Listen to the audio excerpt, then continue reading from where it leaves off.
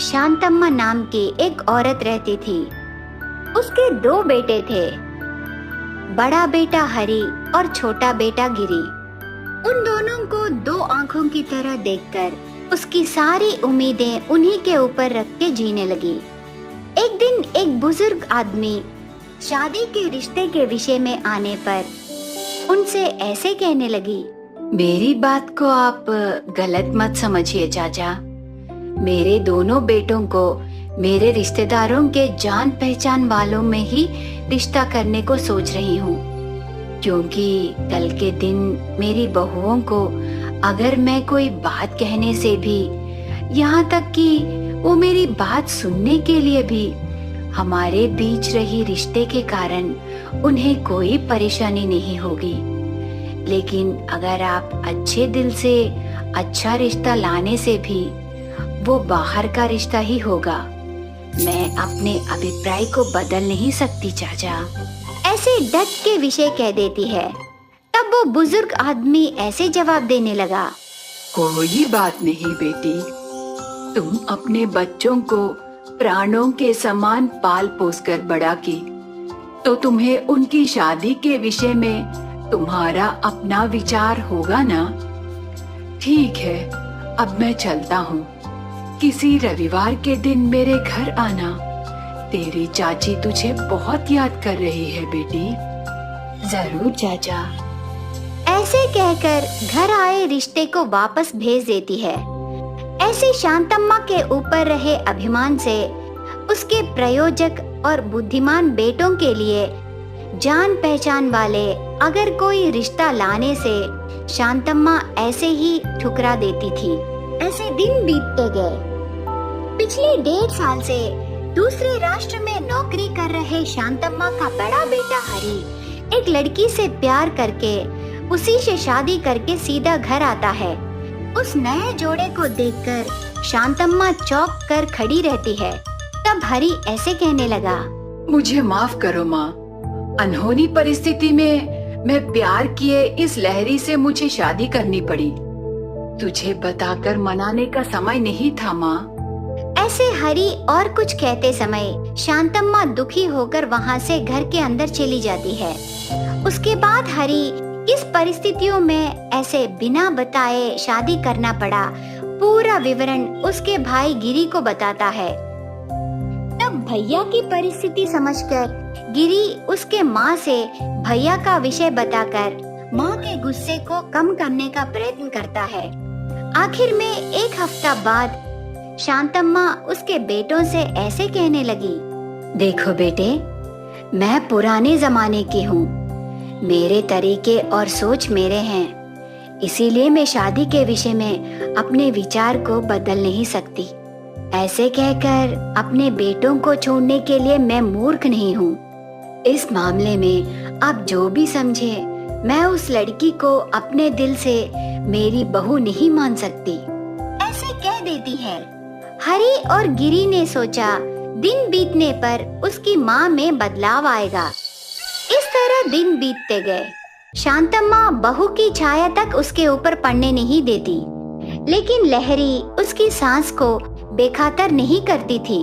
सांस कितने ताने सुनाने पर भी, कितना अपमान करने पर भी लहरी सांस के करीब आने की कोशिश करती रही। ये सब देखकर एक दिन हरि लहरी से ऐसे कहने लगा, गलत मत समझो लहरी, मैंने नहीं सोचा था कि माँ इतनी जिद्दी होगी। मैं और भाई माँ के जान हैं, इसीलिए मैंने किस कारण से ये काम किया है वो समझेगी सोचा, पर अनजाने में ऐसे हो गया, इसीलिए हम अलग चले जाएंगे। ऐसे तुम्हें हर रोज माँ के ताने सुनकर, अपमान सहकर मैं तुम्हें नहीं देख सकता और माँ को भी नहीं बता सकता। ऐसे कहता है। तब लहरी ऐसे जवाब देने लगी, देखिए, मैं नहीं चाहती कि बहू आकर माँ बेटे को अलग कर दी करके कोई कहे। मैं उनकी बहू हूँ, मुझे कुछ भी कहने का अधिकार उन्हें है। मुझे यकीन है कि सासू माँ किसी न किसी दिन मुझे स्वीकार करेगी, इसीलिए हम कहीं नहीं जाएंगे।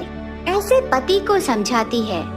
इस तरह दिन बीतते समय छोटा बेटा गिरी को उसके सौतेले पिता की पोती रिश्ते में शांतम्मा की भतीजी मीना से दूसरा बेटा गिरी से शादी करती है। घर आए कुछ दिनों बाद छोटी बहू अपनी सास बड़ी बहू को कितनी हैरत से देखती है और छोटी बहू को कितने प्यार से देखती है समझ लेती है।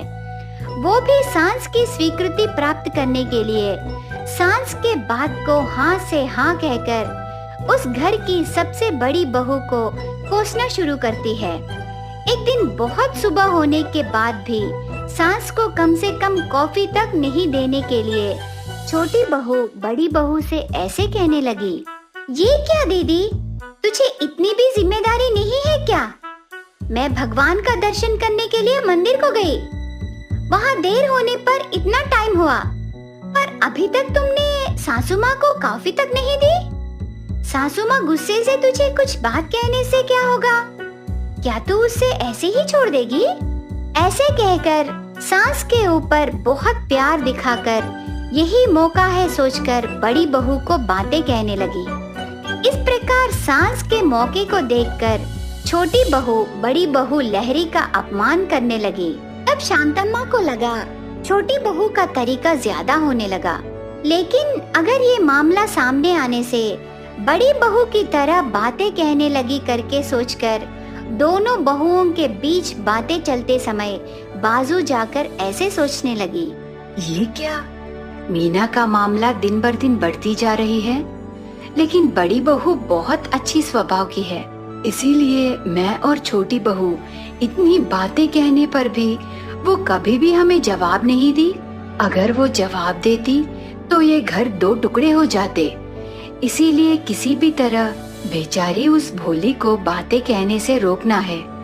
अगर मैं उसे गुस्से से कह दी तो वो उसे मौका लेकर बहुत बातें बोलने लगी। ऐसे सोचकर उसकी भतीजी छोटी बहू के ऊपर गुस्से से हिल जाती है। ऐसे एक हफ्ता बीत जाता है। एक दिन बड़ी बहू को कपड़े धोने के विषय में घर के दहलीज पर खड़ा करके छोटी बहू मुंह में आई बातें कहने लगी। ये सब देखकर शांतम्मा चुप नहीं रह सकी और बीच में आकर ऐसे कहने लगी, मीना, तुम चुप रहोगे कि नहीं? तुम्हें बड़ों की सम्मान करना नहीं आता क्या? बड़ी दीदी को मुंह में आई बातें कहने लगी। तू सोच रही है उसे कुछ भी कहने से मैं चुप रहूंगी करके? और एक बार मेरी बड़ी बहू को कुछ कहने से मैं तुझे मार डालूंगी। उस बच्ची में रहे सहनशीलता और अच्छाई को क्या तुझे समझ में नहीं आ रहा? जब से वो इस घर को आई है तब से मैं कितने बातें बोलने पर भी वो बहुत सहनशीलता से सही। तू छोटी है लेकिन वो तुझे कभी भी एक बात भी नहीं बोली। इतनी अच्छी बच्ची को ऐसे दहलीज पर खड़ा रख के पूछ रही हो? मुंह बंद करके घर के अंदर जा, नहीं तो इस घर को छोड़कर चली जा। ऐसे छोटी बहू को डांटकर बड़ी बहू की तरफ बातें करने पर मीना ऐसे जवाब देने लगी, बाप रे, इतने दिनों बाद तेरी बड़ी बहू की अच्छाई तुझे अभी समझ में आई सासू माँ? तुझे दीदी के बारे में पता चलने के लिए ही मैंने इतने दिन ऐसे बातें किए हैं। मुझे माफ करो दीदी। सासू माँ, तुम तो बड़ी बहू को केवल बाहर की बच्ची होने पर ही इतने दिन तुमने उससे बहुत सताया है। तेरे बाद मैं उसे कितनी बातें बोलने पर भी तू कभी नहीं रोकी। अगर मैं दीदी के स्थान में रहने से इतने सारे अपमानों को क्या मैं इस घर में रहकर सहती? लेकिन दीदी देवता है देवता, इसीलिए वो कभी भी जीजा को ले जाकर दूसरा घर बसाने को नहीं सोची। उसकी सहनशीलता से तेरे मन में जगह हासिल करने का प्रयत्न की, इसीलिए उसके प्रयत्न को साकार करने के लिए मैंने दीदी को इतनी बातें बोली। पर देखी ना सासू माँ, तेरे मन को पसंद आई तेरी बड़ी बहू के बारे में कोई क्या सोचेंगे करके इतने दिन तुमने स्वीकार नहीं की। ऐसे कहकर इतने दिनों से वो नाटक कर रही है कहकर सास बहू के बीच रही दूरी को कम करने के लिए उसके प्लान को बताने पर शांतम्मा की आंखें खुल जाते हैं। तब शांतम्मा ऐसे कहने लगी, सच बोली रे, रिश्तेदारों की बच्ची हो या दूसरों की बच्ची, बहू यानी सास के व्यवहार के आधार पर रहती है, इसके अलावा और कुछ खास नहीं रहेगा करके मुझे समझ में आया। लहरी बेटी, इतने दिन मैंने तुम्हें बहुत दुख पहुंचाया है, मुझे माफ करो बेटी। ऐसे मत बोलो सासू माँ, आप हमारे सासू माँ हो। जैसे आप अपने बच्चों को कहते हो, उसी प्रकार आपको हमें भी कहने का हक है। इस प्रकार एक सास और 2 बहू रहे उस परिवार में बिना किसी व्यवधान के वो खुशी से जीने लगे। लालची बहू। बहुत साल पहले था एक गांव द्वाराक्षी नामक, जहां पर बहुत सारे परिवार रहते थे। एक था रामेश्वर का परिवार। रामेश्वर के थे 3 बेटे।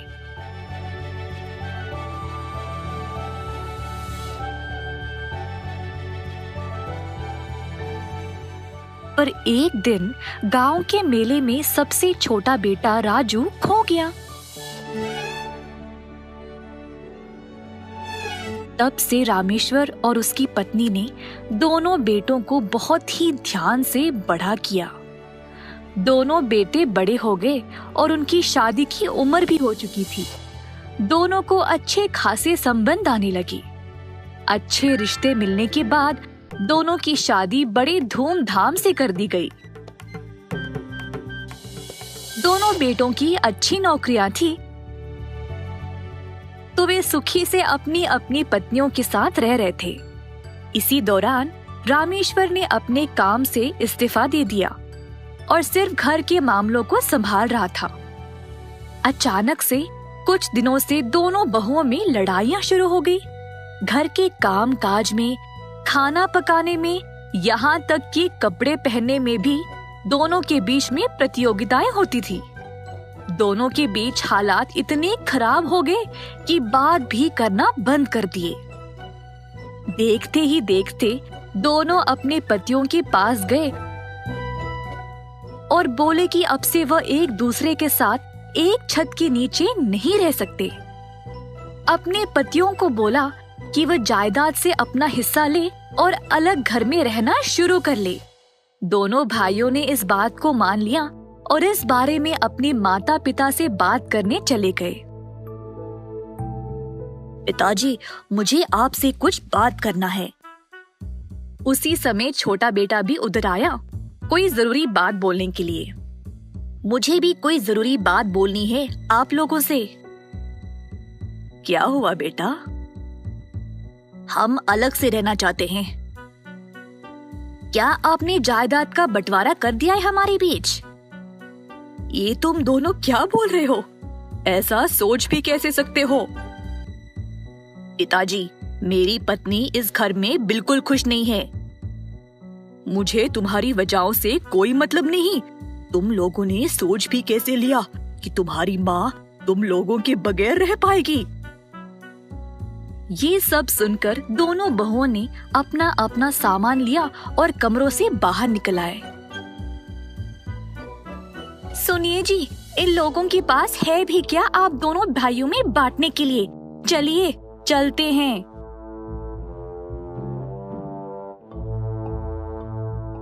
हे भगवान, हमारी किस्मत ही खराब होगी अगर हमें यहाँ रहना पड़ेगा तो। आइए जी, चलते हैं। ऐसा कहकर दोनों बहुएं अपने पतियों को लेकर घर से चले गए। रामेश्वर की पत्नी का दिल अपने बेटों को जाते हुए देखकर टूट गया और वह जल्द बीमार पड़ गई। दिन रात अपने बच्चों के बारे में ही सोचती रही। ये सब देखकर रामेश्वर भी बहुत उदास हो गया। एक दिन रामेश्वर के घर कोई आदमी आया। जब रामेश्वर ने दरवाजा खोला तो उसने देखा कि वह आदमी बिल्कुल उसी की तरह लग रहा था। वह हैरान रह गया। आप रामेश्वर हो क्या? मैं आपका तीसरा बेटा राजू। मेरा बेटा राजू? रामेश्वर ने अपने बेटे को कस के गले से लगा लिया और अपनी पत्नी के पास ले गया उसके बेटे से मिलवाने के लिए। अपने बिछड़े हुए बेटे को देखकर माँ खुशी से झूम उठी राजू ने पूछा कि उसके भाई किधर है, तो माता पिता ने उसको सारी कहानी सुनाई। राजू इस मसले को हल करना चाहता था। उसने दोनों भाइयों को पत्र लिखा, ये बोलते हुए कि उनके पिता रामेश्वर ने अपनी पूर्वजों की जायदाद हासिल कर ली है और अब उनके नाम पे करोड़ों की प्रॉपर्टी है। पत्र में ये भी लिखा था कि जो भी बेटा अपने माँ बाप से सबसे ज्यादा प्यार, आदर और ख्याल रखेगा, उसी को ये सारी जायदाद मिलेगी। ये पत्र पढ़कर दोनों बहुओं ने अपने पतियों को वापस घर जाने के लिए मना लिया।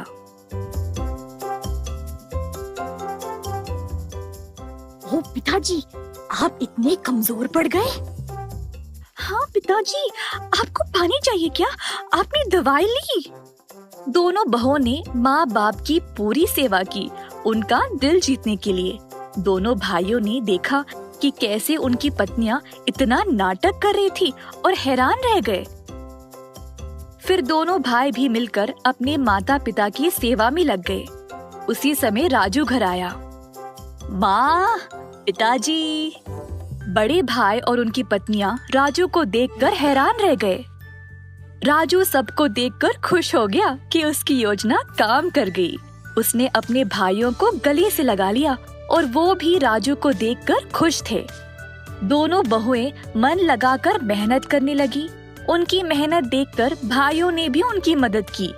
डोसा, चाय, कॉफी सब कुछ अपने सास ससुर के लिए बनाया। दोनों ने घर का सारा काम संभाला बिना किसी झगड़े के, ताकि उनको जायदाद में से हिस्सा मिल जाए। ये सब कुछ माँ, पिता और 3 भाइयों के लिए कुछ नया था। कुछ दिनों बाद पत्नियां अपने पतियों से पूछने लगी कि अब जायदाद का बंटवारा कब होगा। दोनों बेटे गए अपने पिता से सवाल करने के लिए। मैं अपनी सारी जायदाद अपने सबसे छोटे बेटे राजू को दूंगा। हमारे बुढ़ापे में जब हम कमजोर हो गए थे, सिर्फ राजू हमें बचाने आया और तुम लोग वापस यहाँ इसीलिए आए ताकि तुमको जायदाद में हिस्सा मिल जाए। पर राजू, उसको सिर्फ हमारी चिंता थी। सच में क्या शर्म की बात है। तुम्हारी वजह से मैंने अपने माता पिता को ऐसे छोड़ दिया, जिन्होंने मुझे पाल पोस कर बड़ा किया। जो काम हमको करना था वो हमारे बिछड़े हुए भाई ने कर दिखाया। हमें छोटे की बुद्धि नहीं थी। पिताजी, अब से हम भी आप दोनों का ख्याल रखेंगे और आपको कभी नहीं छोड़ेंगे।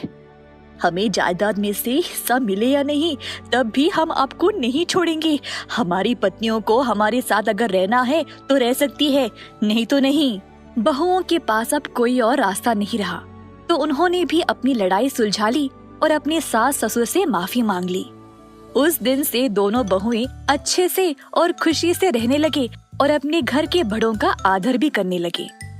रामेश्वर का परिवार फिर से एक हो गया। राजू के लिए भी एक अच्छी सी लड़की ढूंढकर उसकी शादी भी धूमधाम से कर दी गई। अंत में पूरा परिवार सुखी से रहने लगा। घमंडी बहू। सिरपुर नामक गांव में था एक चक्की वाला रामनाथ नाम का। रामनाथ अपनी माँ सरस्वती जी, उसकी पत्नी सूर्यवती और 3 बच्चों के साथ रहता था। गांव में रामनाथ का मिल अच्छे से चल रहा था, तो उसने सोचा कि वह एक और मिल शहर में खोलेगा। शहर में बसने के बाद रामनाथ को अच्छा मुनाफा मिलने लगा, पर शहर में जाते ही उसकी पत्नी, जो बचपन से गांव में ही रही थी, अचानक से बदल गई, जैसे कि उसको शहर के तौर तरीके पहले से ही पता हो। महंगे हैंडबैग्स, चश्मे वगैरह खरीदने लगी और कोई अमीर शहर की महिला की तरह तैयार होने लगी।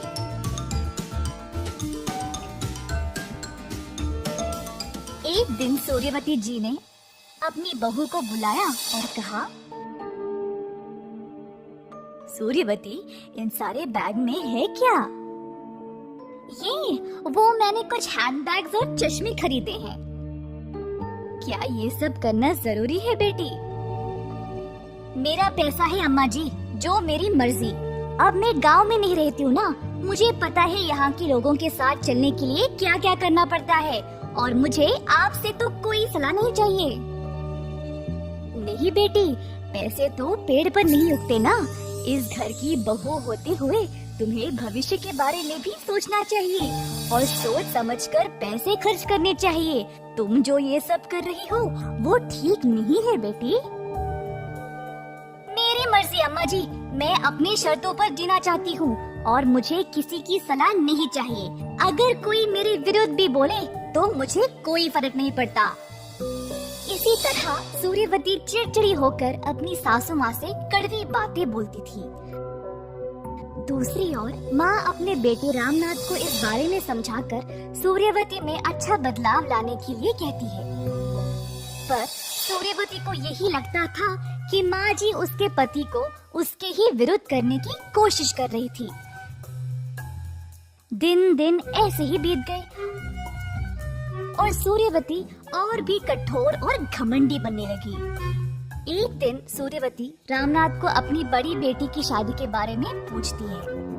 वह किसी को कुछ ही दिनों से जानती थी और वह चाहती थी कि उसकी इस नए सहेली के बेटे के साथ उनकी बेटी की शादी की जाए। हम तो इन लोगों को जानते भी नहीं, ऐसे घर में हम शादी कैसे कर सकते हैं? मेरा यकीन करिए, उनका केवल एक ही बेटा है जिसने अमेरिका में पढ़ाई भी की है। उनके पिता तो नहीं है, पर उसने अकेले सारी जिम्मेदारी संभाली है और अपनी माँ का ख्याल भी रखता है। ये लोग बहुत बड़े बंगले में रहते हैं और अच्छे खासे पैसे वाले हैं। नहीं, मैं गांव से ही कोई अच्छा सा लड़का देखूंगी। इन शहर के लड़कों पर मुझे कोई यकीन नहीं है। नहीं, मैं जैसा चाहती हूँ वैसे ही होगा। अगर मेरी बात नहीं मानोगे तो मैं घर छोड़कर चली जाऊंगी और कभी वापस नहीं आऊंगी। अपनी पत्नी का बर्ताव देखकर रामनाथ चुपचाप चला गया, उसकी बात मानते हुए। सूर्यवती ने अपनी बेटी की शादी आखिरकार अपनी सहेली के बेटे के साथ कर ही दी। शादी के बाद एक दिन सूर्यवती अपनी बेटी के ससुराल गई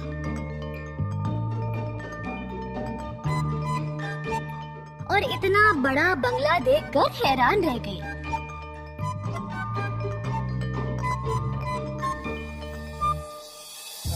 उसी समय उसका दामाद आया। आजकल बहुत चोरी हो रही है माँ जी, पर हमें कोई दिक्कत नहीं। मैंने हमारे सारे मूल्यवान चीजें लॉकर में डाल दिए हैं। ये लॉकर क्या है बेटा? कुछ नहीं सूर्यवती, बस एक जगह है जहाँ पर हम अपने जेवरात और जरूरी कागजात रखते हैं बंद करके, और जब भी चाहे उनको हम वापस ले सकते हैं।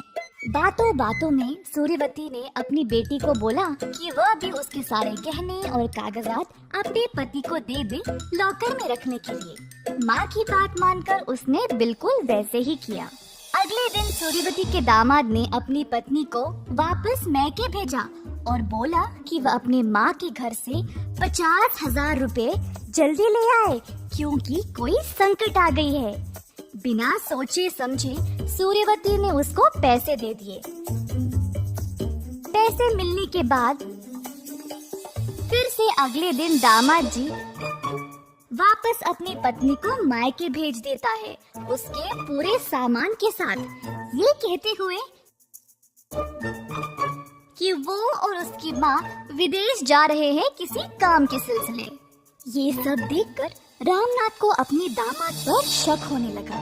उसने सोचा, काम के लिए इनको देश छोड़कर जाने की क्या आवश्यकता, और वो भी अचानक से? पता तो लगाना पड़ेगा।